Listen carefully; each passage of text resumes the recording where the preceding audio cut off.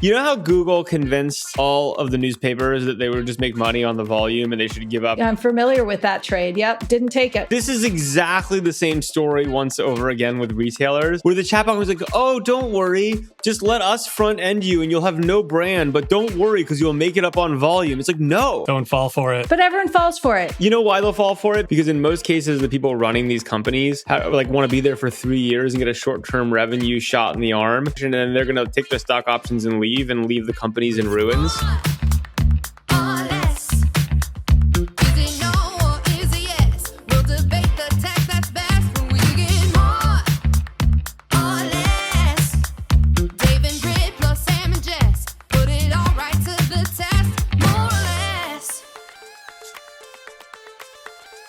Why, hello, friends. I missed you. Welcome to More or Less. I'm back. How was Switzerland? It was delightful, Dave. I love that place. Thanks for asking. I was expecting, first I thought Davos would be a huge boondoggle, and so I never went because I thought it'd be a waste of time and money. Then the scales tipped and I thought it was worth my time, but I had a lot of fun. The weather was warm. Oh no. Running into people on the streets. It felt like South by Southwest. Is the snow as bad as the Western United States? Yes. Oh, that's terrible news. Well, although, did you see that there's snow in Russia that's covering up the third story of buildings? Yeah, although I can't tell if that's AI or not. Some of them look pretty AI-y to me. Oh, that's a good point. But like some of the snow drifts still look amazing. Like this really feels like AI, but it's cool. I'm like, no, all of the snow went to one place on Earth. Well, also the Northeast. Like the place I grew up skiing was Jay Peak. Jay Peak is having like a record season. Should we go to Jay Peak and ski some POW? Kind of think we might should. No,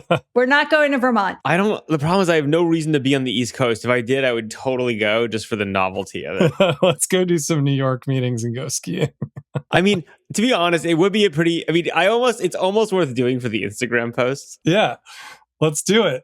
Okay, do it for the gram. Fine. It's like, what are we doing for the gram? We're going to ski Jay Peak. It's actually a great mountain. I haven't skied it since I was 10, but it's a good one. Okay, we need to tell our I've decided, guys, we don't have listeners anymore. We just have viewers. If you're not experiencing this in video, I don't know about that. I decided this because my favorite podcaster of the moment, Andy Roddick, also decides this. He doesn't talk about his listeners. Andy Roddick, the tennis player? He has the best tennis podcast there is. It's called Served. I didn't know that. Rackets podcast is number 2. I'm sorry. I have to give props. Oh, wait. So you own this podcast? No. Got it. Andy's a great podcaster, and he doesn't refer to his listeners. He just refers to his viewers. So viewers. Is that out of habit because he's used to having viewers and he just doesn't know listeners? No, nothing is a habit. It's probably out of someone who has a full podcast operation behind them as opposed to us clowns. So I'm just going to take his things. He would also say Sam wants an operation. He would also say subscribe. I've been told that actually YouTube is the growth channel. Of course it is. TITV is crushing it on YouTube, guys. Did you know that YouTube is big? There are people on it. But what I was going to say to our viewers is we're down to Brit. She had a work commitment. So I will do my best to keep this podcast feminine. Dave, what is she doing for work? I can't talk about it. Really? Really? So fun. Okay. All right. Boring.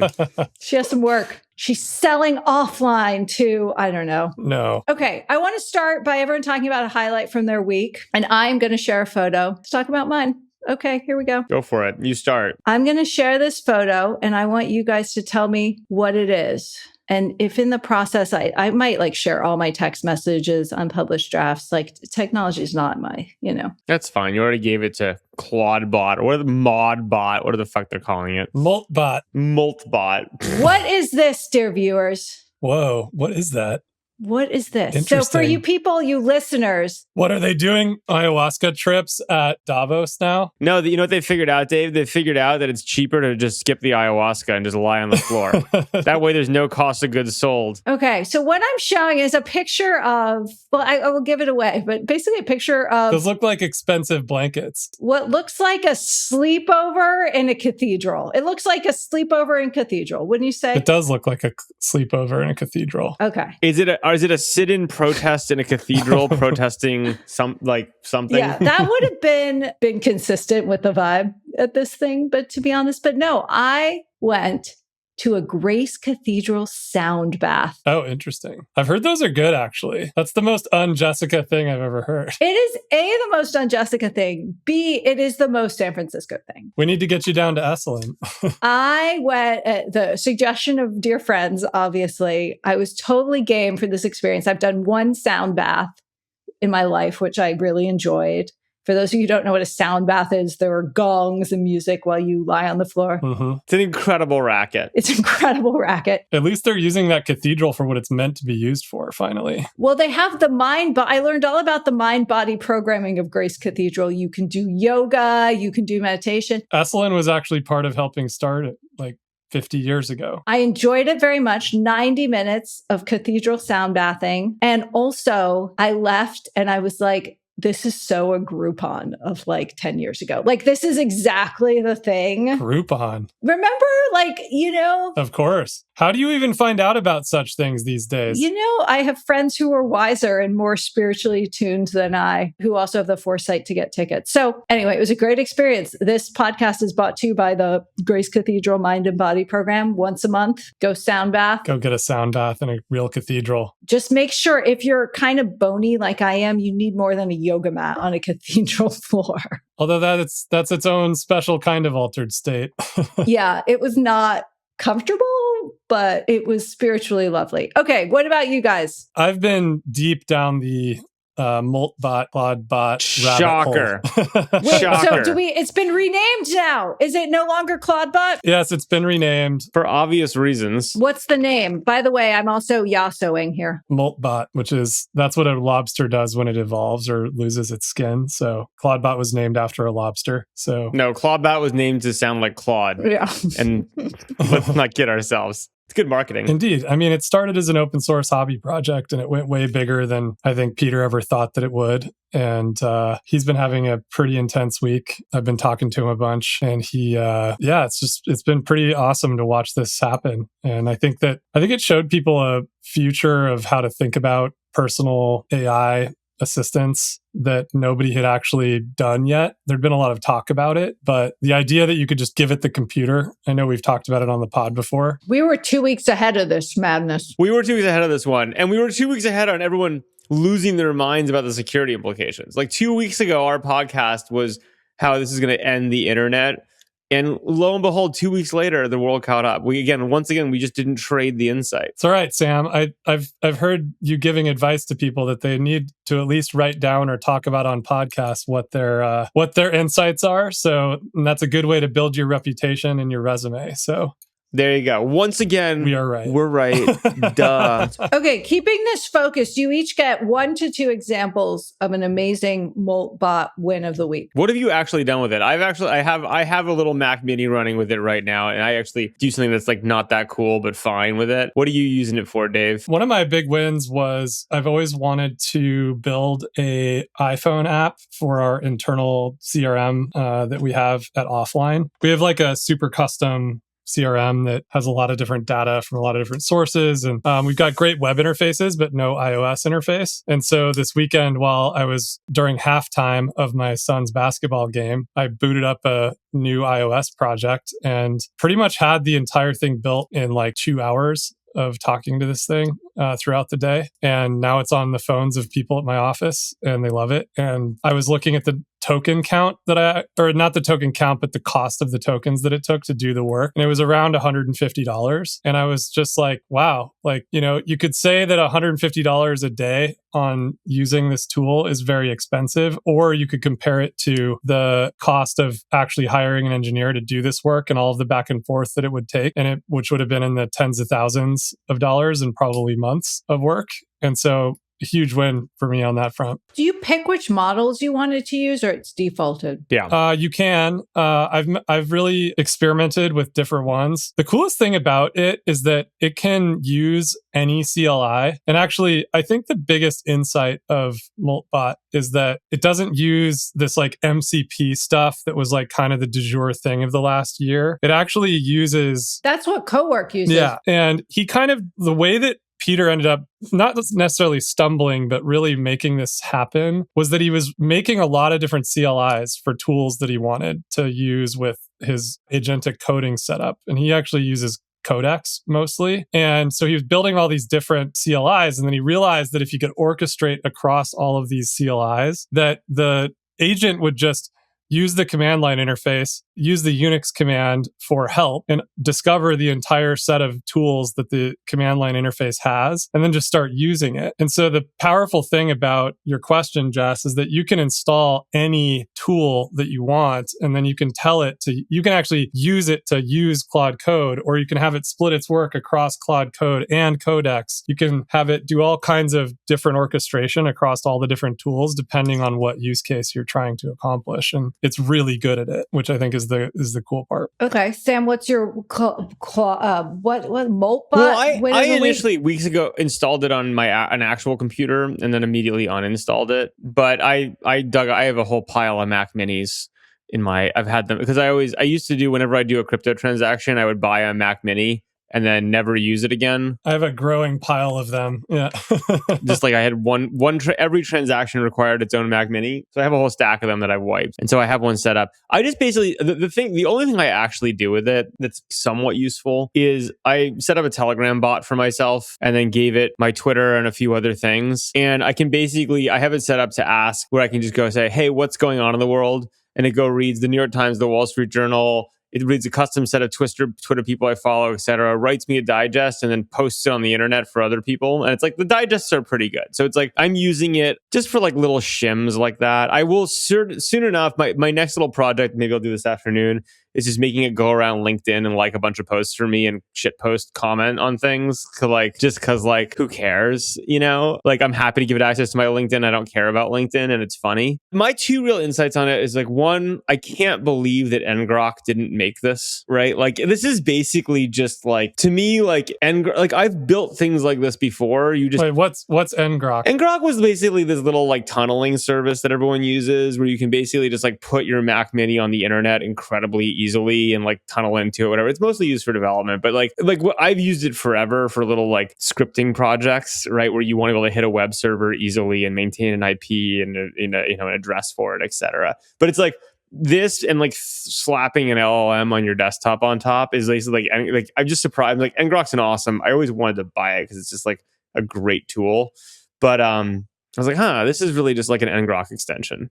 So that was point one. And then the second point is like, I really do think it's just the end of the internet, right? Because it's just the fact that you can do this and like just automate the browser so easily. It's not that you couldn't do it before, it was just harder. I can be like, hey, like go around, like generate funny images and post them on Instagram for me. Hey, like go around and like comment, like here's my kind of archive of points of the world. Just like comment on all of my friends' posts or people I think are interesting to build distribution and like hijack their distribution. Like I can just say, hey, go around and read all these websites and tell me what they say, and I'm never going to visit them again. It basically just makes it like all this stuff was doable before, but it's so unbelievably easy for literally everyone to do it that like it's kind of like the final straw where I think the internet just goes away, right? Like people are like there's no more web. Like, Jess, I bet. What do you mean, no more web browser? What does it mean the internet goes away? You're just not going to use like websites will be gone because it'll all just be 100% bot traffic,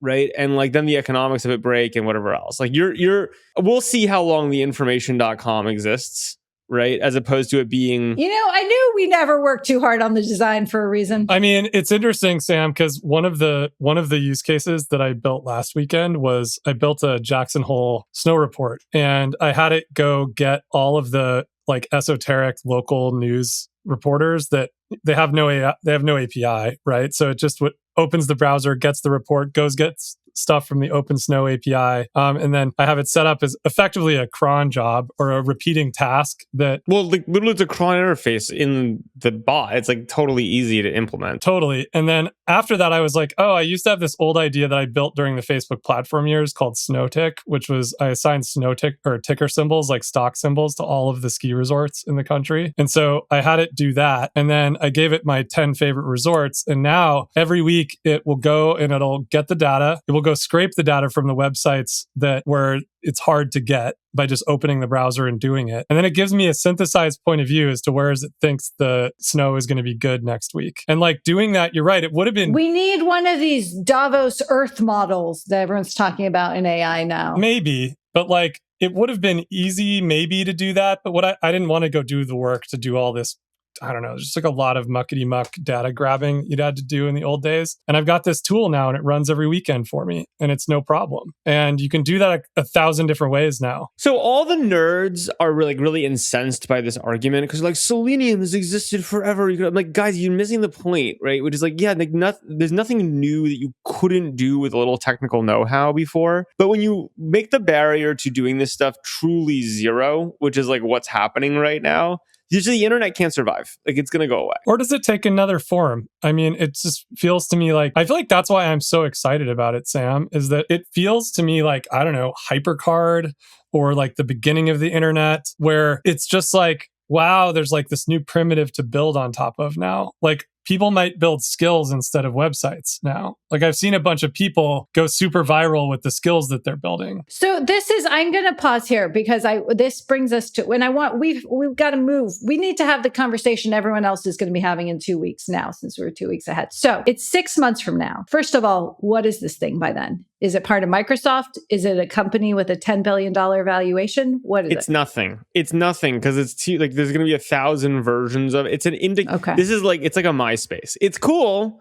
It's fun, but it's not an important platform. It's just like a thing that will be copied 1,000 times. Okay, Dave, what's your answer to that? Agree, disagree? I think that will happen. I think there's probably like 1,000 copy machines up and running already. I think this is probably the most powerful idea in AI, I don't know, in 3 years. But that's what it is. It's the idea being an agent that just controls things for you. Give the agent a computer. Give the agent a computer. But to be clear, that's not a new idea. It is just a good implementation of it. Yeah. And I also think the way he implemented skills, which we were just talking about, really matters. Like it's extremely easy to create a new one and then share it with the community and then everybody else can download it. And so there's like this self-fulfilling prophecy going on where people are creating new things to add on to it. There's something like 30,000 projects that have happened in the last 7 days, you know? Has he raised any money? No, he started it as an open source project. Yeah. But, I think that probably every single investor on the planet's trying to get involved. And I bet, except for me, I bet there's a lot of people,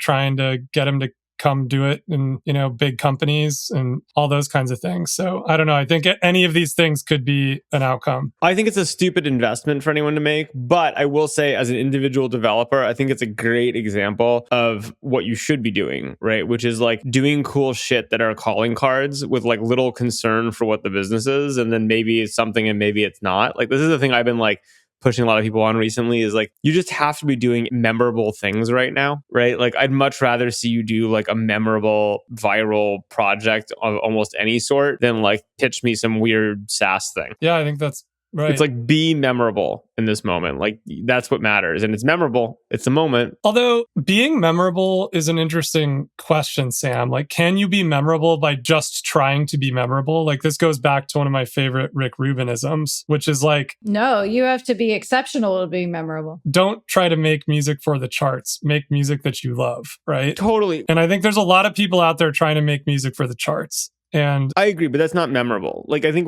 it's like, my favorite memorable thing recently was like, God, what was the name of that guy on Twitter who's so great, who scripted the meter maids? I haven't seen it. It was so good. It was like, he basically built this thing scripting the government's website where you could track where all the meter maids were and like where people were getting tickets in real time. And it was awesome. And it's like, it's just a great example of like the internet being fun and like doing memorable pranky stuff. Right. Like I've been talking to a lot of college students recently and they so annoy me because they come in with these like super professional pitches about bullshit. And I'm like, guys, pranks on campus, do fun shit, like experiment, toy, like play. Like that's the whole point of the moment we're in again. And like what made the internet great is like, I want to see more pranks. Like I want to see more hilarious things being done with technology in unexpected ways. Like we're back to a hacker era, right?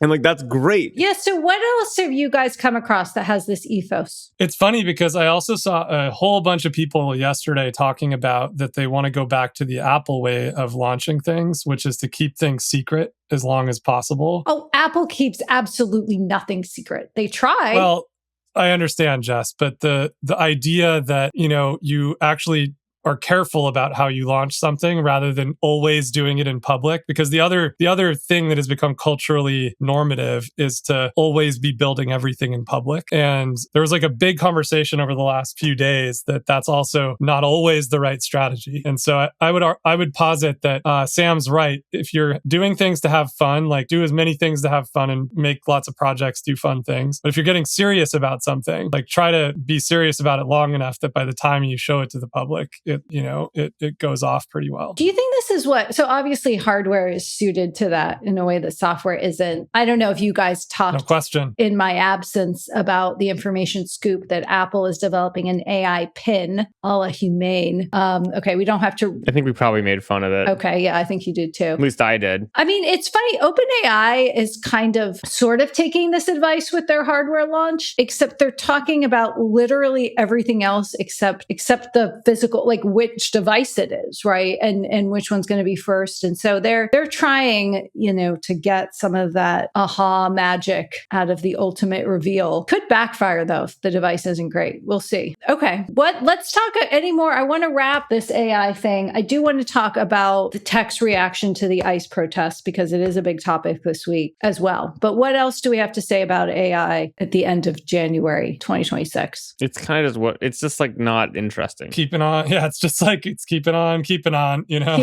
I will tell you guys, I feel like since you guys are cut from the same cloth, I occasionally have to invoke other parts of the ecosystem. And I do it. hosted a panel on AI infrastructure at Davos with the CEO of CoreWeave, the head of G42, the CFO of OpenAI, and the COO of BlackRock. That's pretty amazing. Fancy people. Oof. Take us inside, Jess. Guys, it was a great panel. What was the big question? Well, so the purpose of I hope no one from the World Economic Forum is listening, but they probably will now. The purpose is high-level dialogue, which is great, but I'm a reporter. I have questions. They need to be answered. So what is high-level dialogue? What's the difference between high-level and low-level? High-level would be how big is the AI opportunity and what are the risks? Okay. Jessica level would be CoreWeave. You only support NVIDIA. TPUs are on the rise. How do you think about the future of your infrastructure stack? Right? Those would be like very different questions. And what I enjoyed about it is I think we legitimately covered it all. Like I think there were some high level themes that were interesting, but the speakers were really candid about, asking more specific questions about their strategies. And when I asked Sarah Fryer, who's the CFO of OpenAI, about I asked her to respond to criticism Google was throwing their way. Demis, the head of DeepMind, had said he was surprised OpenAI was moving into advertising so quickly because Google was not, which was like not actually true and also kind of just throwing some shade. So she responded to that. And she talked about OpenAI's many business model plans, including IP licensing from Discoveries Made, which created a big news cycle. And to be clear, this is not like us as individuals give OpenAI a share of any IP we have from using it, but OpenAI striking partnerships around drug discovery and with research institutions or whatever. So I thought that was an interesting part of the panel. But admittedly, everyone on that stage had been AI red pilled. And that was actually their word, not mine. Like they were just. What does that mean? And so most of the questions I asked came back with you only ask that question if you don't believe in the demand and the demand is infinite. And so that question is therefore invalid. Like that was pretty much the pattern. Like when I asked Sarah about these so-called circular deals where customers are investing, taking an investment from your supplier to go buy more of their product, AKA half the financings in AI, she said, well, you only think that way if you kind of underappreciate the demand. But the other thing I asked the CoreWeave, and this is a little wonky even for readers of More or Less, but CoreWeave had a very rocky year in the stock markets last year because it came out as an early AI IPO, but with a very unusual for a tech company kind of debt structure. And most of the year, the market kind of whipsawed it and it was crushed. But then as, sort of one of the most important neoclouds, it's recovered. But I asked the CEO, I said, what happens when just all the training gets way more efficient? And so all this infrastructure isn't, you don't need it, right? Or in a sense, or it's just training's getting way, way more efficient. And he had this quote, which I'm going to read because it's really stuck with me. He said, it's not the infrastructure that's endless. It's the voracious appetite for intelligence that is limitless. That's the part we have to focus on. And every single step function in the foreseeable future, certainly within the horizons we are working on, are going to do nothing more than accelerate the business. Do you guys have a reaction to that? I have a reaction to that. I mean, it sounds like they're saying the same thing, that the demand is so much bigger than all of you see. Like, we're sitting here looking at our P&Ls, and the demand is just like shockingly larger than all of you normies can see. And that will be our destiny. Is that what they're both saying in different ways? Yeah. And the thing I ran out of time and also just didn't think of on the spot is like, I can think of things where there's limitless demand and they're a total commodity with no margin and no business, right? So those are like two different things, right? You can kind of accept and embrace limitless demand and never ending efficiency gains, but it doesn't automatically follow that has a healthy profit margin. In fact, like, you could look at what the internet did to media and entertainment and say, actually, here's an example of like a technology that just like the liquidity for time spent watching videos, has gone like way up because it's just so frictionless to consume this thing. And there goes the business model. So but also he could be right. Like, I actually say, I think that's what's so exciting about this moment is like, but it is a bit concerning to me that the leaders in this infrastructure build out are, really see one side of the coin. Well, that they're religious. I mean, like, basically, this is the thing about this whole argument. It's either right or wrong. Spidey sense in history says it's wrong, right? And then when you hear prognostications like this, something's about to go very badly. It's possible they're right. Like, it's not impossible. And everyone's just playing two things. One is the asymmetry card, which is like, if we're wrong, we're still fine. And it doesn't really matter. And like, but if we're right, it's important. And like, everyone wants to be important at an important moment and do something important. And then B is like, the irony is, and this is the thing, the scary thing is, look, the world is ruled by narratives. Narratives, I think people are like, value stored in narratives. I'm very pro narrative in a lot of ways. And here's the irony of the whole thing is like, even if it's wrong, if the narrative is strong enough and growing and people choose to store belief in the narrative, it will keep going for a long time and they will make a lot of money in the interim, right? And so like, for me, it's like, I'll tell you a different related, if you'll humor me, thing going on this week, which is my kind of thing of the week, is silver and gold. Silver and gold are... Yes, let's talk about silver and gold. Silver and gold crushing it. They're up like 2x since January 1st. Like, they are the asset to own is silver and gold. And hilariously, you look at that as someone who believes in like Bitcoin and like the culture around it, you're like, oh my God, all that money is supposed to be in Bitcoin, not supposed to be in silver and gold. But the silver and gold story, which is kind of like Bitcoin minus the technology risk, right? Ironically, is like the hottest thing in the world. And like, why is there limitless demand for metals that are useless? Narrative, right? And so like, is it worth buying silver and gold? Well, it has nothing to do with their actual value. It's like, do you believe the story? And the story is effectively short everything else in technology and AI, right? And so I don't know, like, it's obviously, if you lead one of these things and you're red pilled, there's two ways to be red pilled. One way you're red pilled is you're actually red pilled, right? And you actually believe some of the incredible bullshit that you're hearing. Two is you're not quite red pilled, but the reality is, just as we've been talking about for a long time, the cost benefit to just going all in narratively on it is in favor of going all in narratively on it. And candidly, it doesn't even matter because it doesn't have to be right. It just has to be what people continue to believe. Yeah, I agree with all that. And I think it's surprise no one, but I think it's important to point that out, that that's what's happening. Isn't that also what's going on with copper? It's like anything downstream from the AI narrative is also becoming a narrative. For what it's worth, I actually almost bought a bunch of copper recently because that one actually makes more sense to me. Well, copper's part of data. I mean, it's much closer to that. That's what I'm saying. Like, you need a lot of copper for not just the data centers, but the electricity and The story is that we're going to need in the next few years more copper than's been mined in the last 10,000 years of humanity, right, or something. And therefore, you're like, buy copper, which is impossible. Yeah, people are buying, like, they're getting like copper traders on staffs of these AI companies. Meanwhile, we've got tech earnings this week, which I know this pod never likes talking about, but Meta is upping its CapEx guidance. So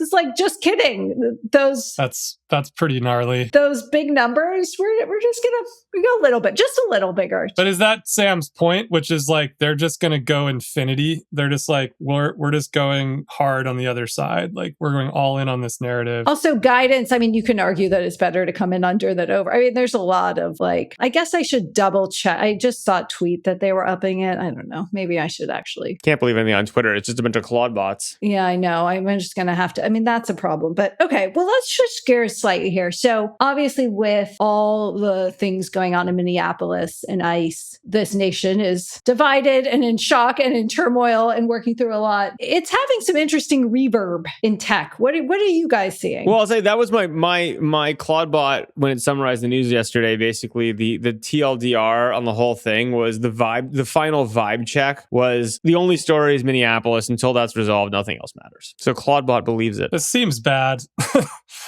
My take on it is, did you see, I mean, obviously the initial thing was no one in tech is responding, right? And like people were like calling them out on it, etc. I thought Andrew Ross Sorkin's kind of take on Air was interesting, where he did, I think he had a pretty sophisticated take, and then I'll extend what I kind of would respond to it. His take was, look, we don't need to comment about immigration, the whole nine yards. The thing business executives can comment on and should be talking about is just training. Like you all train people, like clearly like there's training gap, right? In like the people that are like running ICE or like on the ground, etc. And we should fix that. And I thought that was like a fairly business oriented, benign, fine, approachable. Here was my response take. I was like, look, if you're a business executive, you understand training, sure, but you also understand like recruiting. And I actually think the bigger recruiting and contracts, those are the languages you speak. Yeah, the bigger thing that I think is missing in this conversation, my take on it is like, again, not commenting on the immigration part, whatever. Which again, in general, I am in favor of like our borders being secure and like. Sam, that's not what's happening here. Just to be clear. But I'm just saying I am in favor of those things. But I do think there is like a structural recruiting problem probably for ICE, which is like who chooses to apply to and be in ICE and like where they come from and like how they think about kind of what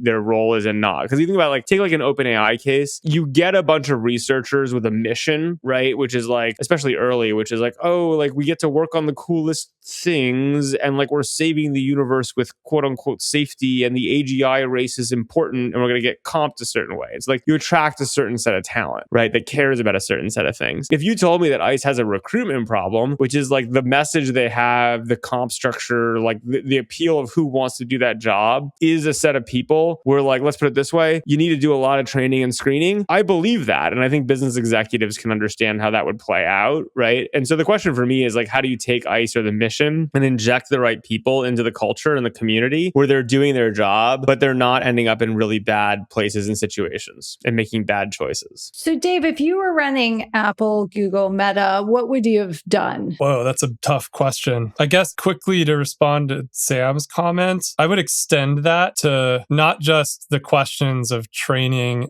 and these other things that you mentioned. But we see this in Silicon Valley all the time. When you try to scale a company too fast, the quality bar goes down a lot, right? And my understanding is that we're trying to hire an enormous number of people into ICE very quickly, right? And every time that happens, you see like enormous numbers of problems organizationally and with how people behave, right? And you can only grow human organizations so fast without there being a huge degradation in the quality of how they behave. True. I don't know enough to know if that is the cause of what's happening. But what about now? So I don't know what I would have done, Jess. I mean, I'm not a person running one of these huge organizations, you know, like. Because here's what they did, right? So, I mean, you had first you had these people who had been afraid to oppose the Trump administration publicly, just, you know, do a little bit more of it. And Jeff Dean at Google, one of their OG AI leads, founder of Google Brain, so forth, was the first to come out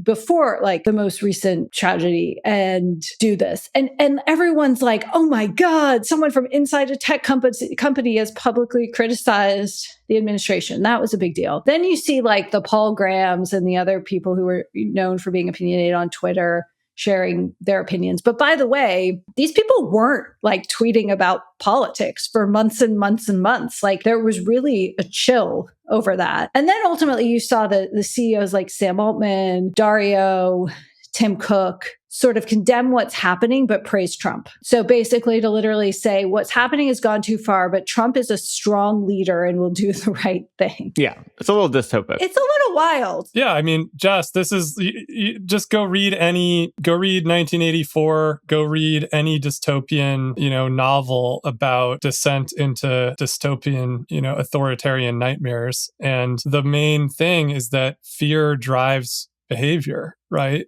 Like, and I do think that the real underlying thing going on is fear, and people are afraid to speak because of what's happening. And that's how this works, right? Like, you have a situation where there are actions being taken that appear to be anti-American, anti-democracy, like people's rights aren't being respected in a variety of different ways. And they're a bit just like, that's pretty clear. And then people are afraid to speak up because they're like, what if it comes to my town, right? What if it comes to my business? Like, I think there's a lot of that going on in America right now. So, do you think in the last 72 hours, anything has shifted in the Valley on this topic? On which, I guess I don't even know what topic we're talking about. On that fear. Are people a little less fearful or not? I mean, I actually... Well, it's all about the Overton window. No, I think there's power in numbers. Yeah, exactly. It's like once everyone acts, then everyone acts, right? But nobody's going to be the tall poppy. Right. Well, some people are. The brave people have to be first. But I think the flip side to all of that is like... Well, Sam, I would argue the richest people would be first, right? The people with the most resources. The most insulated people. Yes. But I don't know. Trump is actually targeting those people very intensely. So they're being very quiet. Yeah, but they have the resources to withstand it, right? Like,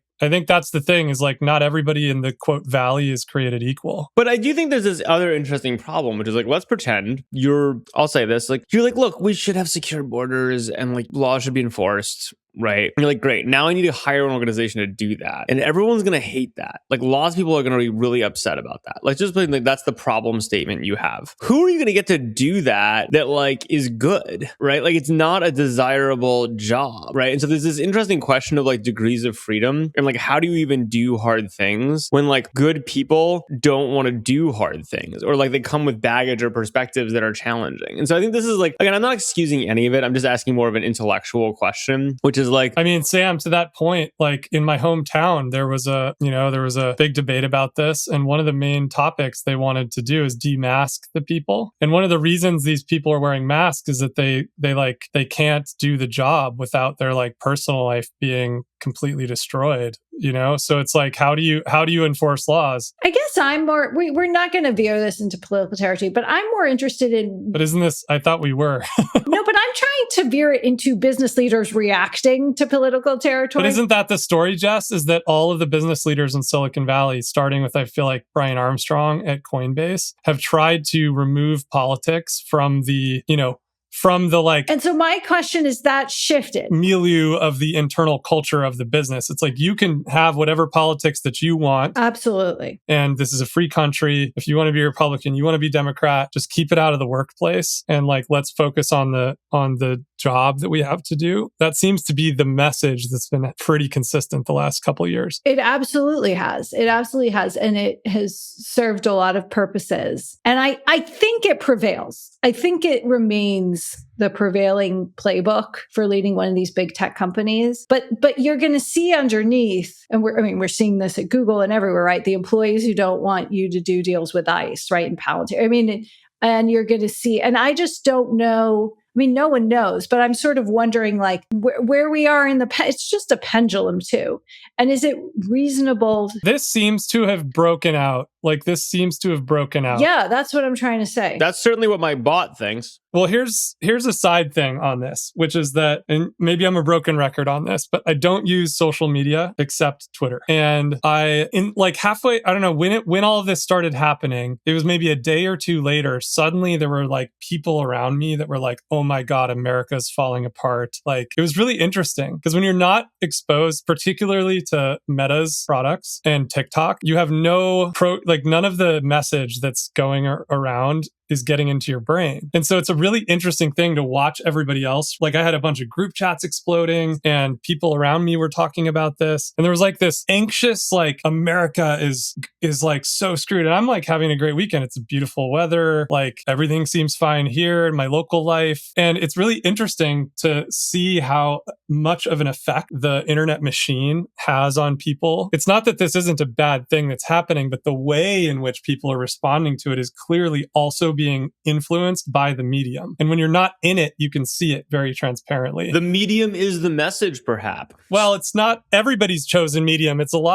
is like 80% of the world's chosen medium. But like when you're not in it, it's very obvious how much the temperature is being raised by the medium. Look, can I say something else that's very anti-intellectual and I'll get yelled at for, but that's part of my job on this podcast? I don't really know what's going on in Minneapolis, right? Like, and I'd say that like, it's interesting. I think that part of the reason for that is there's basically, people, when deepfakes first came out, and it was like the Obama era, people had these really expensive deepfakes, and Obama would be saying like, we have started a nuclear war in like a deepfake, and we're like, oh no, in the future, like we'll have deepfake Obama and it'll start nuclear wars, people will believe it, right? I usually think we have the opposite thing going on, which is there's so much information and so many deepfakes and so many God knows what, that like you just don't believe anything, and like getting to like what actually is going on, it's just so expensive. But it is possible to figure it out, Sam. You can't just say because it's hard, truth doesn't exist. It's hard, yeah. No, I'm not saying truth. I definitely am not saying truth doesn't exist. What I'm saying is getting truth is actually getting more and more expensive for every single person, which then creates this like really interesting dynamic where like even people like me, it's like I kind of think I have opinions about this stuff. It's actually kind of true. But I don't like fully trust my own opinions about it because I'm like, there's too much noise. There's not enough, like there's too many angles, there are too many deep fakes, and it's too expensive. Fundamentally, it's too expensive in my life, which is a shitty thing to say, but it's true, for me to have like a deeply informed opinion about this. Like I can have a structural opinion. It seems like there's like 3 levels of resolution to this, Sam. There's like okay, do I agree with generally what the current administration is doing and all of their actions like this? That's one level of resolution. Then the one you're talking about, which is kind of the middle one, which is like what's really going on in Minnesota? Like what's going on both sides? Are there organized groups involved? Like nobody really knows what's going on. And I don't know where there is reporting that explains any of that. It's like there's a lot of stuff all over the internet, but almost everything I read, I'm like, I don't know if I should believe that or not. And then the third level of resolution is like, you can go watch, which like after I had all these people telling me what was going on, I went and watched the video of the man being shot. And it's very clear, the New York Times did a great job going frame by frame through what happened. And you can very clearly see this should not have happened. Like it's like clear as day when you're at that level of resolution, right? When you're talking about 5 people tackling a person and one person has a gun and the guy's on his back and a dude like just turns around, pulls out his gun and shoots him. And it's like way too quick to the trigger. Like it's like not even, there's no question that what happened is wrong, but it's like wrong on the super micro. Like this individual who actually shot him definitely made the wrong decision, right? And that's easy to see at that level of resolution. But I think you're absolutely right, Sam, that nobody has the slightest clue what's going on at the like Minnesota level. And it's extremely expensive to figure out. I feel like we're all pretty good, like information gatherers. I don't have an opinion, nor do I understand what's going on over there because like I can't tell from all of the information and I don't know what information to read that's real. I mean, maybe Jess, you have a like how.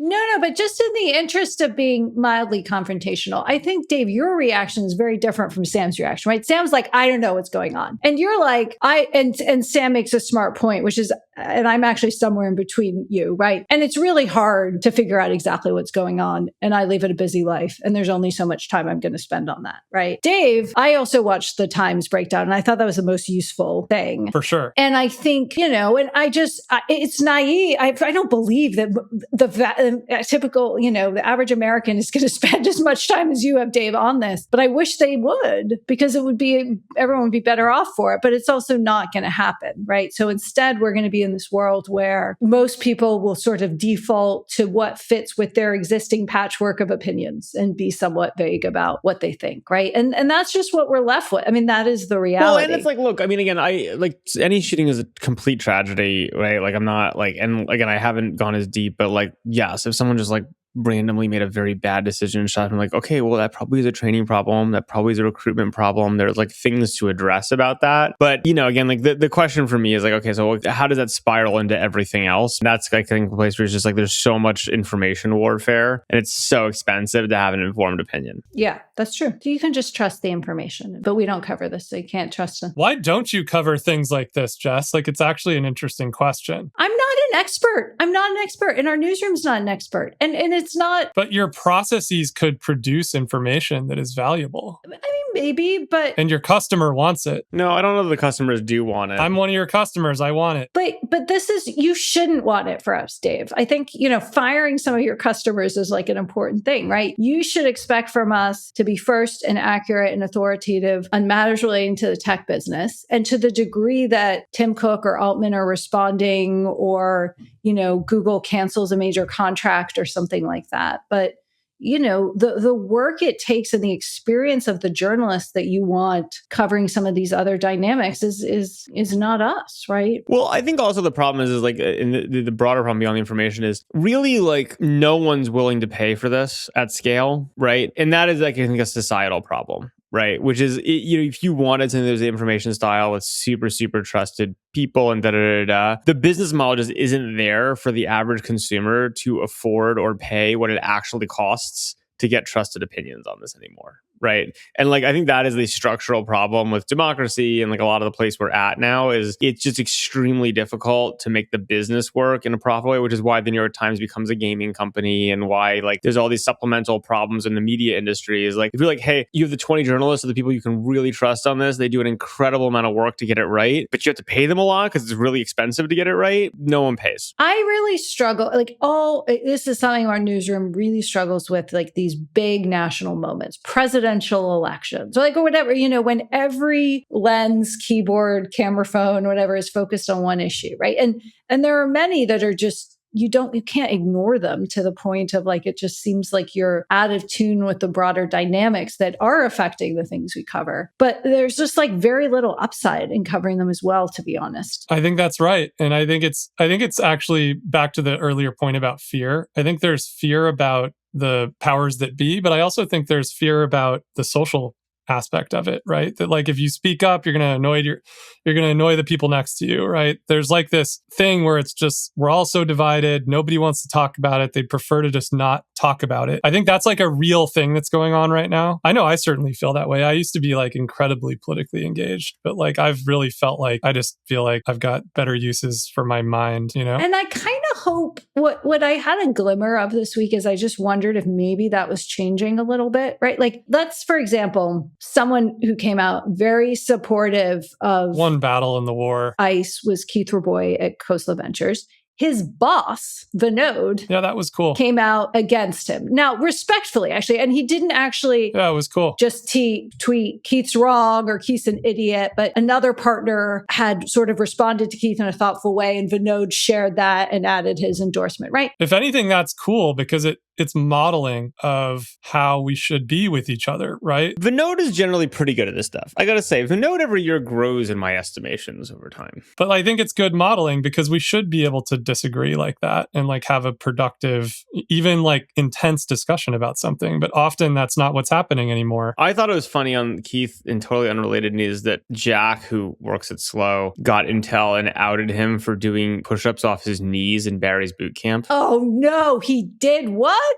And it was like, that was a whole thing. Because I think it was like, Keith was like, no, it's like my fourth Barry's of the day. But I was like, wow, it's like, Jack, that's a really bold associate move. How did I miss that? To like go out, like calling out Keith for knee push-ups in Barry's. Did he approve that before he did that? That's like shots fired. Of course, no way. You think we have any internal controls on these things? Shots fired.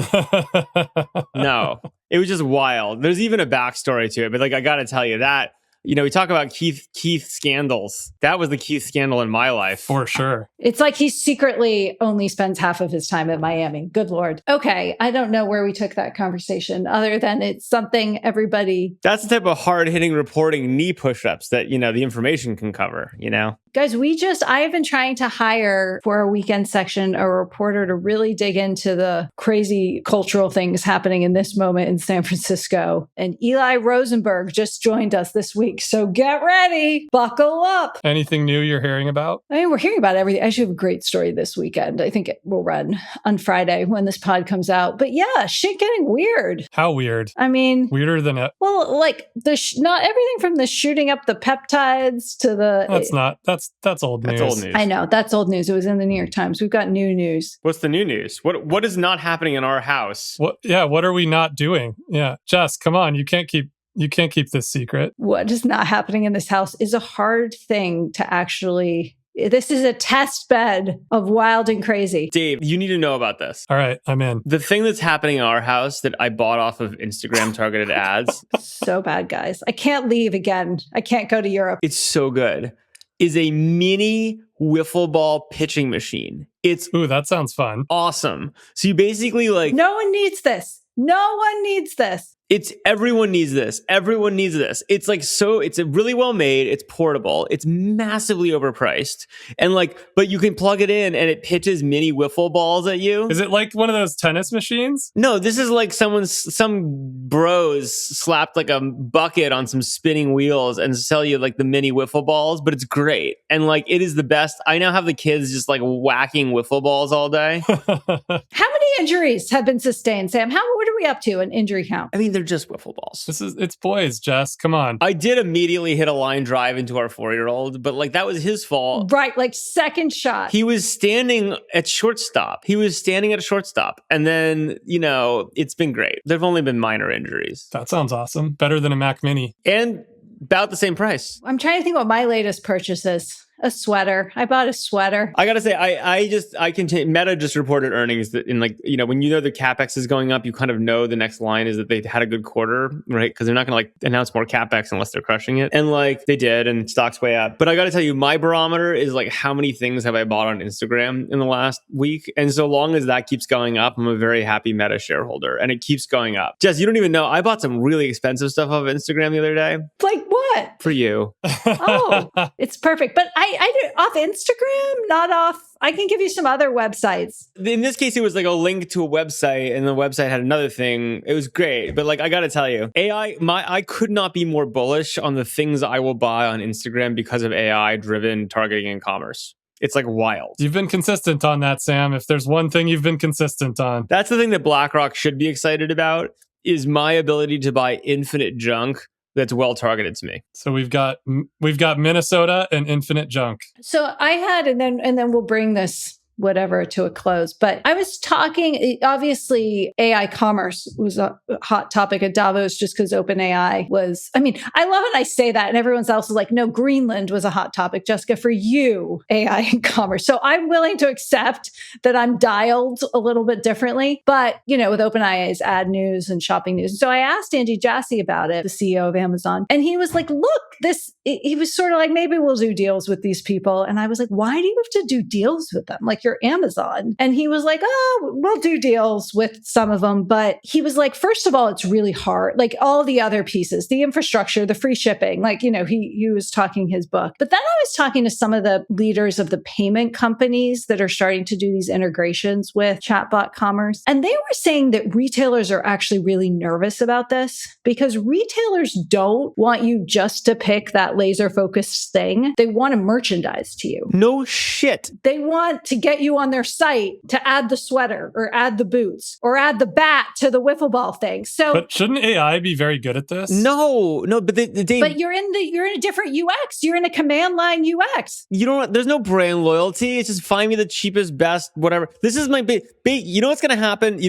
If AI driven commerce takes off, which I'm actually quite skeptical of. But you're halfway there with Instagram, Sam. You would take that AI feed. Sam, you're literally buying things from AI driven commerce. Instagram is AI. Oh, that form is different. I'm saying let's call it chatbot oriented. Here's the thing. You know how Google convinced all of the newspapers that they would just make money on the volume and they should give up? Yeah, I'm familiar with that trade. Yep, didn't take it. You should be familiar with it. One of the worst trades in history, right? This is exactly the same story once over again with retailers, where the chatbot was like, oh, don't worry, just let us front end you and you'll have no brand, but don't worry because you'll make it up on volume. It's like, no. To be clear, Amazon kind of did this already. Yeah, but this is worse, right? Like, is what I'm saying is like, yeah, no, I agree. It's like if Shopify is like the godsend to the retail world, right? From a platform perspective, where you can have a brand and like all that type of stuff. The idea that like these retailers would be so stupid as to let themselves be front-ended by ChatGPT or something and just disappear into the ether of capitalism efficiency. I mean, I just like, God bless, but it's going to be the exact same story all over again if they fall for it. Yeah. Okay. Well, here's to not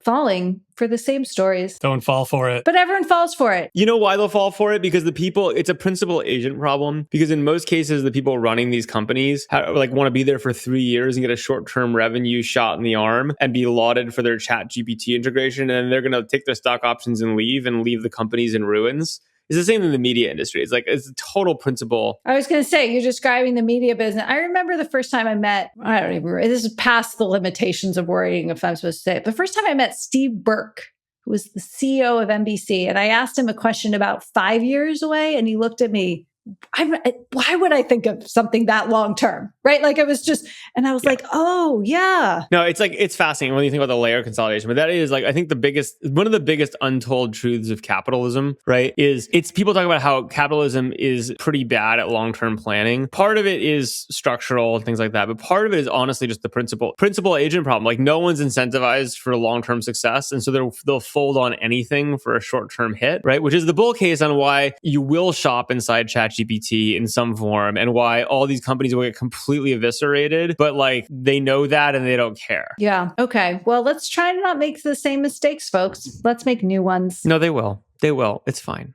And thrive and prosper. To our viewers, thank you. If you're not yet viewing this pod, you missed some photos, you missed some ice cream. I don't know how you did it. I've been wearing a towel this entire time.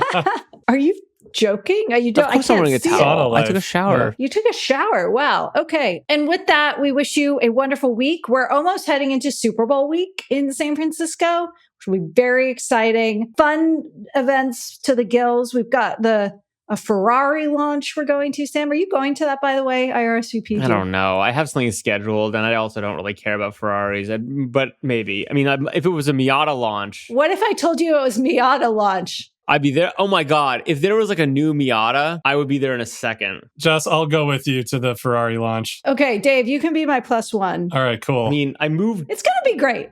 We're not missing it. I moved a dinner for it. But we're gonna go to some concerts, some book parties. It's gonna be great. And we'll share it all with you, dear listeners of More or Less. So thank you for your viewership. Oh, I said listeners. And we'll see you back here again next week for another episode of More or Less. Bye. See you guys later.